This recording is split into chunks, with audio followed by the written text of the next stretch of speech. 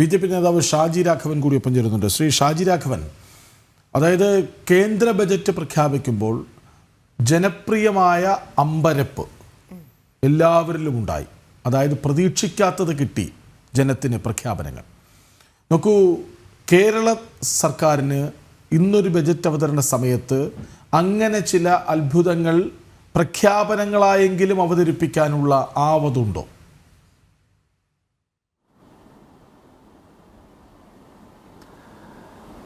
അല്ല, തീർച്ചയായിട്ടും ഇന്ന് 9 മണിക്ക് കേരളത്തിൻ്റെ ധനകാര്യമന്ത്രി സമർപ്പിക്കുന്ന ബഡ്ജറ്റിൽ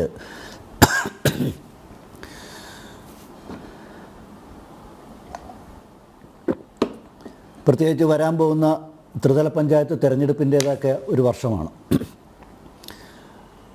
അപ്പോൾ ഏറ്റവും കുറഞ്ഞത് കേൾക്കാനും വായിക്കാനുമെങ്കിലും ജനങ്ങൾക്ക് നമുക്കൊക്കെ സന്തോഷം പകരുന്നൊരു ബഡ്ജറ്റാവും ബഹുമാന്യനായ ധനകാര്യമന്ത്രി ഇന്ന് സമർപ്പിക്കാനായിട്ട് പോകുന്നത്. കാരണം അതിൻ്റെ സൂചനകൾ ഇന്നലെ തന്നെ വരുന്നുണ്ട്, പുറത്തേക്ക് വരുന്നുണ്ട്.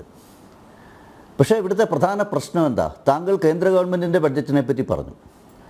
കേന്ദ്ര ഗവൺമെൻറ് ബഡ്ജറ്റ് പാർലമെൻറ്റിൽ വെക്കുന്നതിന് മുമ്പ് അതിൻ്റെ തലേന്ന് പാർലമെൻറ്റിലൊരു എക്കണോമിക് സർവേ, സാമ്പത്തിക സർവേ റിപ്പോർട്ട് സമർപ്പിച്ചിരുന്നു. അതിൽ നമ്മുടെ രാജ്യത്തിൻ്റെ അതിശക്തമായ സമ്പദ്ഘടന അത് വളരെ കൃത്യമായി വിളിച്ചോതുന്നതായിരുന്നു ആ റിപ്പോർട്ട്. കാരണം ലോകത്തിലെ തന്നെ ഏറ്റവും GDP നിരക്കുള്ളൊരു രാജ്യം, ഏതാണ്ട് 90% നമുക്ക് വിദേശ നാണ്യ ശേഖരമുള്ള ഒരു രാജ്യം. കാരണം വിദേശ കടത്തിൻ്റെ ഏതാണ്ട് 90% നമുക്ക് വിദേശ നാണ്യ ശേഖരമുണ്ട്. അതേപോലെ തന്നെ വിദേശ നിക്ഷേപം ഏതാണ്ട് 17% വർദ്ധിച്ച ഒരു വർഷം. അങ്ങനെ രാജ്യം അതിശക്തമായ ഒരു സാമ്പത്തിക ശേഷിയുള്ള രാജ്യം എന്ന നിലയ്ക്കും ഏതാണ്ട് ഇപ്പോൾ 5ാം സ്ഥാനത്ത് നിൽക്കുന്ന ലോകരാജ്യങ്ങളുടെ ഇടയ്ക്ക് 5ാം സ്ഥാനത്ത് നിൽക്കുന്ന ഭാരതം സമീപ ഭാവിയിൽ തന്നെ 3ലേക്ക് കടക്കും എന്നുള്ള ഒരു വലിയ ബാക്ക്ഡ്രോപ്പ് നമുക്കറിയാം. ഇന്ത്യൻ എക്കണോമിയിൽ ഇന്ത്യൻ സാമ്പത്തിക സ്ഥിതി ആ റിപ്പോർട്ട് പാർലമെൻറ്റിൽ വെക്കുമ്പോൾ നമുക്ക് ബോധ്യമായിട്ടുണ്ട്. അത് ഈ രാജ്യത്തെ ജനങ്ങളെ ബോധ്യപ്പെടുത്തിക്കൊണ്ടാണ് അതിനോട് ചേർന്ന് നിൽക്കുന്ന ബഡ്ജറ്റ് കേന്ദ്രം അവതരിപ്പിക്കുന്നത്. നമ്മുടെ കേരളത്തിൻ്റെ അവസ്ഥ എന്താ? ഒരു കാര്യം ഉറപ്പാണ്, ജനങ്ങളെ സന്തോഷിപ്പിക്കാനുള്ള കാര്യങ്ങളൊക്കെ അതിനകത്ത് പറയുന്നുണ്ടാവും. പക്ഷേ അത് പറച്ചിലിൽ ഒതുങ്ങുന്നു എന്നുള്ളതല്ലേ കഴിഞ്ഞ കാലം നമ്മുടെ അനുഭവം.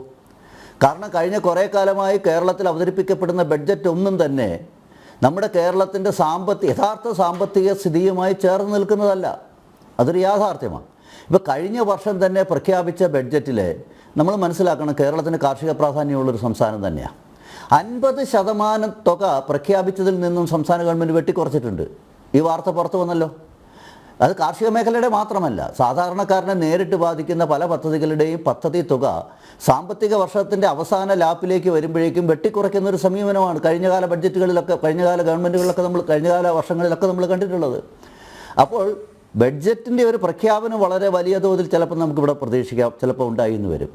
കഴിഞ്ഞകാല ബഡ്ജറ്റിൻ്റെ നമ്മുടെ നാട്ടിൽ നടപ്പിലാക്കിയ രീതി ഇവിടെ നമ്മളൊന്ന് നോക്കിയാൽ ഏതാണ്ട് 30ഓളം പദ്ധതികൾ ഇവർക്ക് നടപ്പിലാക്കാൻ വേണ്ടിയിട്ട് സാധിച്ചില്ല. ഞാനിപ്പോൾ പത്തനംതിട്ടയിൽ നിന്നാണ് സംസാരിക്കുന്നത്.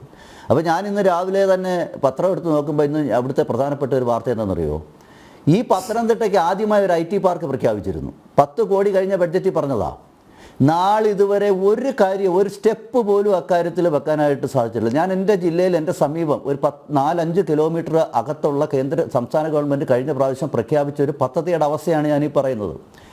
അതേപോലെ തന്നെ നഗരവികസനം പറഞ്ഞിരുന്നു, പത്തനംതിട്ട മുനിസിപ്പാലിറ്റിയുടെ വികസനം. ഞാൻ ഉദാഹരണം പറയാൻ വേണ്ടി പറഞ്ഞു എന്നുള്ളത്, യാതൊന്നും തന്നെ ചെയ്തിട്ടില്ല. അപ്പോൾ കഴിഞ്ഞ കാല ബഡ്ജറ്റിൽ പ്രഖ്യാപിച്ച ഏതാണ്ട് 30ഓളം പ്രധാനപ്പെട്ട പദ്ധതികളുണ്ട്. പദ്ധതികളെ പറ്റിയിട്ട് വിശദമായിട്ട് പറയാൻ ഒരുപാട് സമയം എടുക്കുന്നതുകൊണ്ടാണ്. ഇതൊന്നും തന്നെ നമ്മൾ വിവരാവകാശത്തിൽ ചോദിക്കുന്ന സമയത്ത് ചിലതിനെപ്പറ്റി റെസ്പോൺസേ ഇല്ല, ചിലതിനെ പറ്റിയിട്ടൊക്കെ ഭാഗികം എന്നൊക്കെ പറയുന്നുണ്ട്. അപ്പോൾ ബഡ്ജറ്റിൽ പ്രഖ്യാപിക്കുന്നതിനപ്പുറത്ത് ഈ പദ്ധതികൾ നടപ്പിലാക്കാനുള്ള ഒരാർജവം, അത് ആർജവത്തിൻ്റെ മാത്രം പ്രശ്നമല്ല, അതിനുള്ള സാമ്പത്തിക സ്ഥിതി കേരളത്തിനില്ല എന്നുള്ളതൊരു യാഥാർത്ഥ്യം തന്നെയാണ്.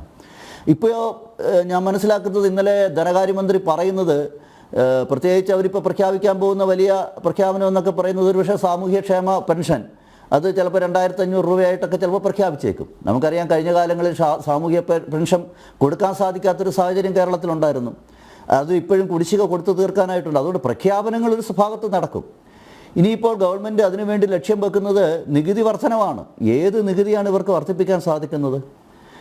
നമ്മൾ ആലോചിച്ച് നോക്കുമ്പോൾ ഇന്നലെ തന്നെ നമ്മുടെ നീതി ആയോഗിൻ്റെ റിപ്പോർട്ട് കഴിഞ്ഞ ദിവസം പുറത്തു വന്നു കേരളത്തിൻ്റെ ധനസ്ഥിതിയെപ്പറ്റി. ഈ രാജ്യത്തെ 18 പ്രമുഖ സംസ്ഥാനങ്ങളിൽ നമുക്ക് 15ാം സ്ഥാനമാണുള്ളത്, നമ്മുടെ കേരളത്തിൻ്റെ സ്ഥാനം എന്ന് പറയുന്നത്. അതായത് 2025 ധനാരോഗ്യ സൂചിക റിപ്പോർട്ട് അനുസരിച്ചാണ്. അത് 2022-23 പ്രകടനത്തിൻ്റെ അടിസ്ഥാനത്തിലുമാണ് വിലയിരുത്തൽ നടത്തിയിട്ടുള്ളത്. 15ാം സ്ഥാനത്താണ്. അപ്പോൾ ഏറ്റവും പിന്നിൽ, അതായത് ആസ്പിറേഷൻ വിഭാഗത്തിൽപ്പെട്ട ഒരു സംസ്ഥാനമായിട്ട് ഇന്ന് കേരളം മാറിയിരിക്കുക.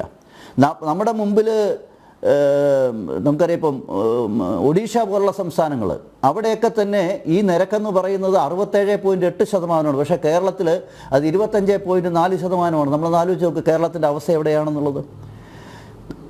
അതിന് പ്രധാനപ്പെട്ട കാരണം എന്താണ് നീതി ആയോഗ് പറയുന്നത്? അവർ പറയുന്ന വളരെ മാന്യമായ ഒരു ഭാഷയാണ്. അതായത് അനാവശ്യ ചെലവ് എന്നാണ് അവർ പറയുന്നത്. ഇത് തന്നെയാണ് നമ്മൾ ഏറെക്കാലമായി കേരളത്തിൻ്റെ ധൂർത്തെന്ന് പറയുന്നത്. ഇന്ന് തന്നെ ഒരു പ്രഖ്യാപനം, ഇന്നലെ വന്നൊരു പ്രഖ്യാപനം സംസ്ഥാന ഗവൺമെൻറ്റിൻ്റെ പ്രിയപ്പെട്ട പ്രേക്ഷകർ ശ്രദ്ധിച്ചിട്ടുണ്ടാകും. എന്താണെന്നറിയോ?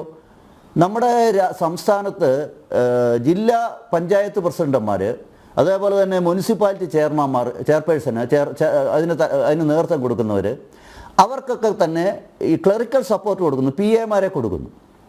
അതാവശ്യമാണ്. വളരെ ഫലപ്രദമായ എഫക്റ്റീവായ പ്രവർത്തനം നമ്മുടെ ജനപ്രതിനിധികളെ, ജനനേതാക്കന്മാർക്ക് ഈ തരത്തിലുള്ള സപ്പോർട്ട് കൊടുക്കുന്നതുകൊണ്ട് തെറ്റില്ല, മന്ത്രിമാർക്കൊക്കെ ഉണ്ട്. പക്ഷേ ഇവിടുത്തെ പ്രശ്നം എന്താ? ഇതിനു വേണ്ടി ഡെയിലി വേജസിൽ അല്ലെങ്കിൽ കോൺട്രാക്റ്റ് ബേസിൽ ആളിനെ വെക്കുക.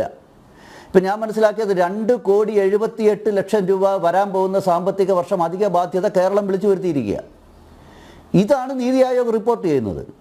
സത്യത്തിൽ നിന്ന് ആലോചിച്ച് പോകും, നമ്മുടെ അല്ലെങ്കിൽ നമ്മുടെ ഗവൺമെൻറ് ഡിപ്പാർട്ട്മെൻറ്റുകളിൽ എത്രയോ ഉദ്യോഗസ്ഥന്മാർ പണിയില്ലാതിരിക്കുന്നുണ്ട്. ഇവരെ ഡെപ്യൂട്ടേഷനിൽ വെച്ചാൽ പോരെ? ഒരു LD ക്ലാർക്ക് ഉപരിയുള്ള ആൾക്കാരെ വെച്ച് കഴിഞ്ഞാൽ ഈ 2,78,00,000 രൂപ ലാഭിക്കുക മാത്രമല്ല, അതിനപ്പുറത്ത് മാക്സിമം നമ്മുടെ ഗവൺമെൻറ് സർവീസിൽ ജോലി ചെയ്യുന്നവരുടെ സേവനം നമുക്ക് എക്സ്പ്ലോർ ചെയ്യാൻ വേണ്ടിയിട്ട് സാധിക്കും.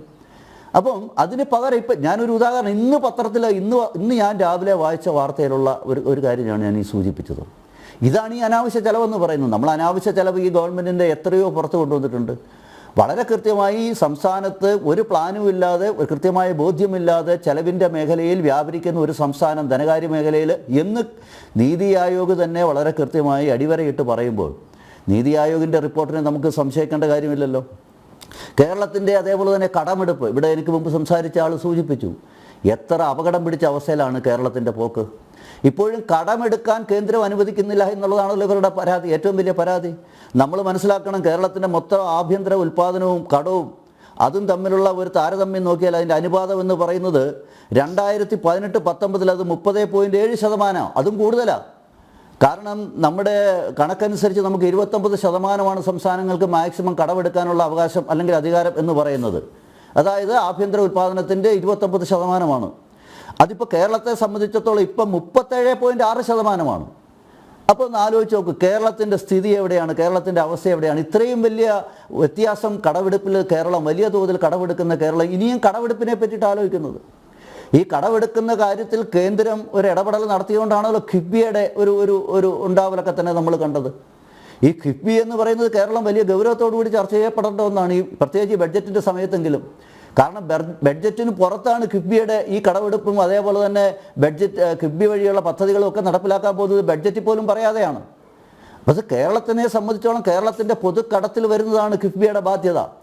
കാരണം നമുക്കറിയാം, മുഖ്യമന്ത്രിയുടെയോ അല്ലെങ്കിൽ ധനകാര്യമന്ത്രിയുടെയോ അവരുടെ ആസ്തിവകകൾ കണ്ടിട്ടല്ല ഈ കടം കിഫ്ബിക്ക് ആരെങ്കിലും കടം കൊടുക്കുന്നുണ്ടെങ്കിൽ കൊടുക്കുന്നത്. അത് ഈ സംസ്ഥാന ഗവൺമെൻറ്റിൻ്റെ ചെലവിലാണ്, സംസ്ഥാന ഗവൺമെൻറ്റിൻ്റെ ഗ്യാരണ്ടിയിലാണ്. പ്ലാൻ ഫണ്ടാണ്. കടമെടുത്തതായാലും ശരി, കേന്ദ്ര വിഹിതമായാലും ശരി, കേരളം വിനിയോഗിക്കുന്ന ഫണ്ടൊക്കെ തന്നെ യാതൊരു സംശയവും വേണ്ട, ഇതൊക്കെ തന്നെ നമ്മുടെ പ്ലാൻ ഫണ്ടിൽപ്പെട്ടതാണ്. ഇന്ന് കിഫ്ബിക്ക് ടാക്സിൻ്റെ രൂപത്തിലോ സെസ്സിൻ്റെ രൂപത്തിലോ മുഴുവൻ പൈസ ഇന്ന് നമുക്കറിയാം പ്ലാൻ ഫണ്ടിൽപ്പെട്ട പൈസ കൃത്യമായി ട്രാൻസ്ഫർ ചെയ്യാണ് കിഫ്ബിയിലേക്ക്. ശരിയാണ്. ഇന്നത്തെ ബജറ്റിൽ കിഫ്ബി ഒരു പ്രധാന പദമാകാൻ സാധ്യതയുണ്ട്.